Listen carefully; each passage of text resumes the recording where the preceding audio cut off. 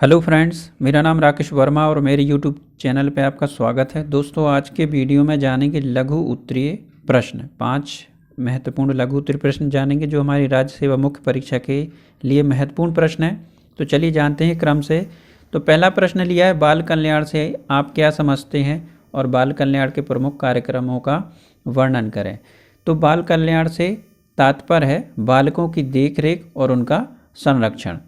तो वर्ष 2011 की जनगणना के अनुसार भारत में बच्चों की 0 से 6 आयु वर्ग के समूह के बच्चों की 16,44,78,150 है इनकी संख्या, तथा इनका लिंगानुपात है 918। और तो भारत के संविधान में बच्चों के संरक्षण, विकास और कल्याण तथा उनके संरक्षण के लिए समय समय पर अनेक कार्यक्रम संचालित किए जाते हैं। जैसे कि पहला, एकीकृत बाल विकास योजना। तो इस योजना की शुरुआत 2 अक्टूबर 1975 को देश के 35 सामुदायिक विकास केंद्रों में की गई थी। बच्चों के विकास हेतु यह विश्व का सबसे बड़ा कार्यक्रम है। इसमें एक और जहां बच्चों को स्कूल पूर्व शिक्षा दी जाती, वहीं दूसरी ओर कुपोषण, अस्वस्थता, पढ़ने की अल्प क्षमता से निपटने पर ध्यान दिया जाता है। इसके तहत 6 वर्ष तक के बच्चों जो ग्रामीण और दूर दराज के इलाकों में रहते हैं उनके स्वास्थ्य, शिक्षा और पोषण पर विशेष ध्यान दिया जाता है। अगला है बच्चों के लिए राष्ट्रीय कार्य योजना। तो यह योजना 22 अगस्त 1974 को प्रारंभ की गई। इसके तहत राज्यों का यह कर्तव्य होगा कि बच्चों के जन्म के पहले और बाद में तथा पढ़ने के दौरान उनके शारीरिक, मानसिक और सामाजिक विकास हेतु पर्याप्त सुविधाएं प्रदान करेगा। इसमें बच्चों के प्रति परिवार और समाज के दायित्वों को भी निर्धारित किया गया है। तीसरा है राष्ट्रीय बाल श्रम योजना। तो यह योजना 1988 में प्रारंभ की गई। इसमें उन बच्चों के लिए शिक्षा का प्रावधान किया था जो काम से अलग हो चुके हों। इन्हें औपचारिक और गैर औपचारिक शिक्षा के साथ साथ कुछ प्रोत्साहन राशि भी प्रदान की जाती है। अगला है एकीकृत बाल संरक्षण अधिनियम। तो यह योजना प्रत्येक जिले में बाल संरक्षण यूनिट की स्थापना का प्रावधान करती है। इसका उद्देश्य कठिन एवं जटिल परिस्थितियों में रहने वाले बच्चों की देखभाल एवं उनका प्रबंध करना है। पांचवा है बाल न्याय अधिनियम 2000। यह जम्मू कश्मीर को छोड़कर पूरे देश में अप्रैल 2001 में प्रारंभ किया गया था। इसमें बाल न्याय बोर्ड का गठन किया गया है जिसमें मेट्रोपॉलिटन मजिस्ट्रेट के अलावा 2 समाज सेवक भी शामिल किए जाते हैं। इसका गठन प्रत्येक जिले में होता है। अगला है छठवां बाल अधिकारों की रक्षा हेतु राष्ट्रीय आयोग। तो इस आयोग ने 2007 से कार्य करना प्रारंभ किया। इसका मुख्य उद्देश्य बाल अधिकारों को लागू करवाना है तथा इनसे संबंधित कानूनों का प्रभावी क्रियान्वयन सुनिश्चित करना है। अगला प्रश्न है प्राथमिक शिक्षा से आप क्या समझते हैं और भारत में प्राथमिक शिक्षा की प्रमुख समस्याओं का वर्णन करते हुए आवश्यक सुझाव दीजिए। तो प्राथमिक शिक्षा से आशय पहली से लेकर 8वीं कक्षा तक की शिक्षा से है। शिक्षा का अधिकार अधिनियम 2009 जो अप्रैल 2010 में लागू हुआ था, उसमें शिक्षा को मौलिक अधिकार घोषित किया गया और 6 से 14 वर्ष तक के बच्चों को निःशुल्क तथा अनिवार्य शिक्षा प्रदान करने का दायित्व केंद्र तथा राज्य सरकारों को सौंपा गया। किंतु आज स्वतंत्रता के लगभग 73 वर्षों बाद भी सरकार यह लक्ष्य प्राप्त नहीं कर पाई। इसके लिए अनेक समस्याएं जिम्मेदार हैं, जैसे राजनीतिक इच्छा शक्ति का अभाव, शैक्षणिक कार्यक्रम शिक्षा के गुणात्मक विकास पर आधारित न होकर व्यक्ति, दल एवं वोट पर आधारित हो जाते हैं। प्राथमिक शिक्षा वर्तमान में केवल कागजी खाना पूर्ति का माध्यम बनती जा रही है। प्राथमिक शिक्षा का कोई राष्ट्रीय पाठ्यक्रम ना होना, शिक्षकों से गैर शैक्षणिक कार्य करवाना जैसे जनगणना इत्यादि, शैक्षणिक सामग्री का अभाव, शिक्षा के माध्यमों में एकरूपता का ना होना, विद्यालयों में भवन, शौचालय, पेयजल तथा छात्रावासों की पर्याप्त सुविधा ना होना, भौगोलिक कठिनाइयाँ जिसके कारण पहाड़ या दुर्गम क्षेत्रों के बच्चे स्कूल नहीं आ पाते। विद्यालयों का निवास स्थान से दूर होना, विभिन्न प्रकार की सामाजिक समस्याएं जैसे लड़का लड़की में भेद करना, विद्यालयों में शिक्षकों की पर्याप्त उपलब्धता न होना, निजी स्कूलों की बढ़ती निरंकुशता आदि। अब इसमें जानते हैं आवश्यक सुझावों के बारे में। तो आवश्यक सुझाव में राजनीतिक इच्छा शक्ति को सुदृढ़ बनाना है, शिक्षा के प्रति जनता में जागरूकता लाना, राष्ट्रीय स्तर पर पाठ्यक्रम की एकरूपता हो, शिक्षा के माध्यम से एकरूपता हो, शिक्षा को आय का साधन न बनाया जाए, विद्यालयों में शौचालय, पेयजल, शिक्षण सामग्री, छात्रावास की पर्याप्त समुचित व्यवस्था होनी चाहिए।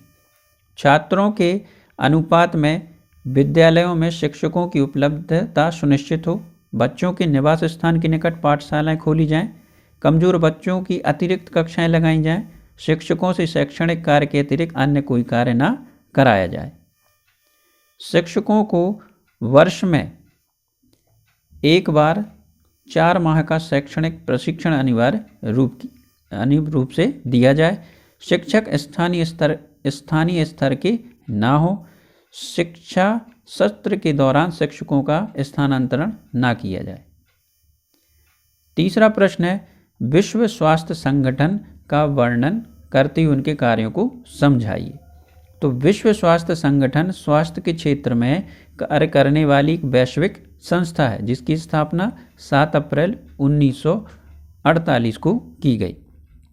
तभी से प्रतिवर्ष 7 अप्रैल को विश्व स्वास्थ्य दिवस के रूप में मनाया जाता है। इसका मुख्यालय जेनेवा, स्विट्जरलैंड में है। इसका मुख्य उद्देश्य विश्व के लोगों के स्वास्थ्य स्तर को ऊंचा उठाना है। अब जानते हैं इसके संगठन और इसकी संरचना। तो इसका एक सचिवालय होता है जिसका प्रमुख महासचिव होता है, जिसकी सहायता के लिए एक उप महानिदेशक तथा एक अन्य निदेशक होते हैं। विश्व स्वास्थ्य संगठन एजेंडा तैयार किया जाता है कि विश्व स्वास्थ्य संगठन संबंधी निम्न कार्यों को संपन्न करता है।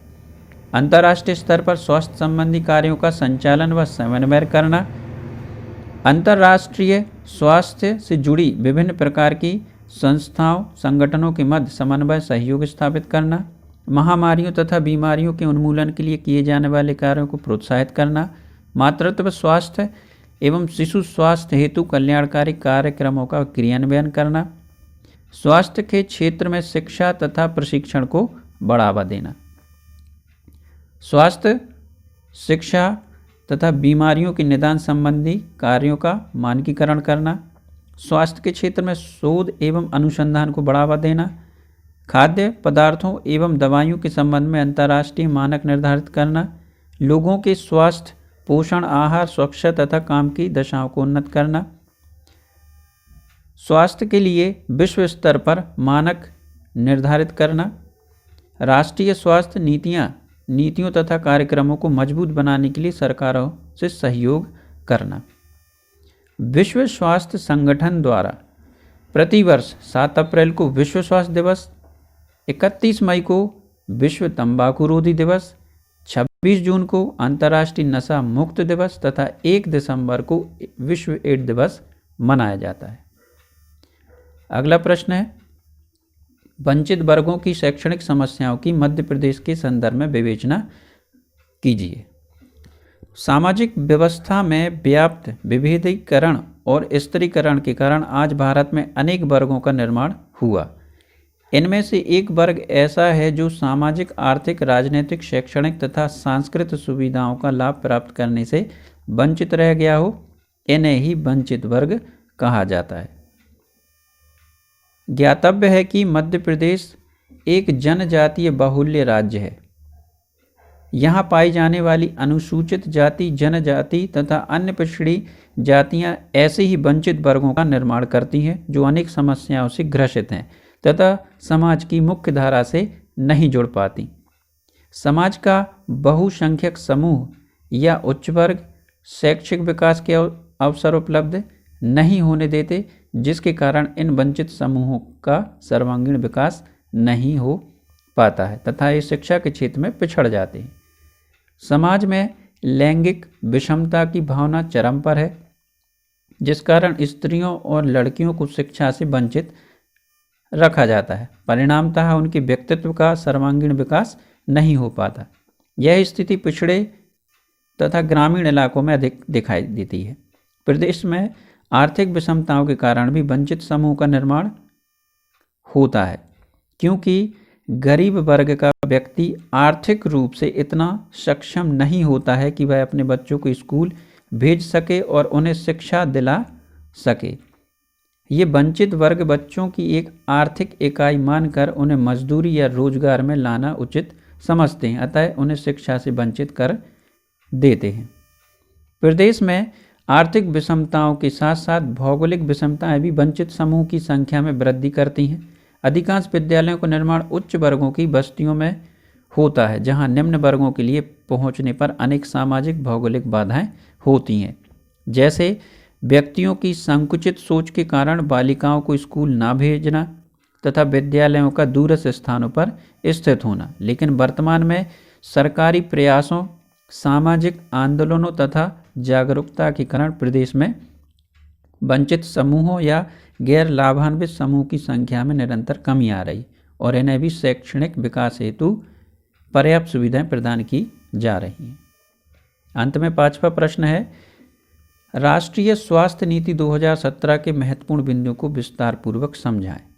तो केंद्रीय मंत्रिमंडल द्वारा राष्ट्रीय स्वास्थ्य नीति 2017 को अनुमोदित कर दिया गया है। यह स्वास्थ्य के क्षेत्र में बहुत बड़ी उपलब्धि है। विदित है कि पिछली स्वास्थ्य नीति 2002 में बनाई गई थी।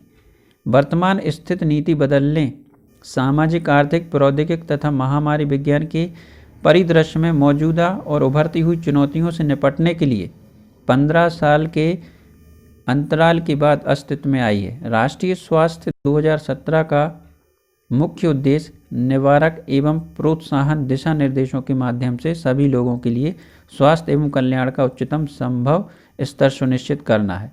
इस नीति के महत्वपूर्ण बिंदु हैं, यह नीति सभी को वित्तीय कठिनाइयों का सामना किए बिना गुणवत्तापूर्वक स्वास्थ्य सुविधाएं प्रदान करने की बात करती है।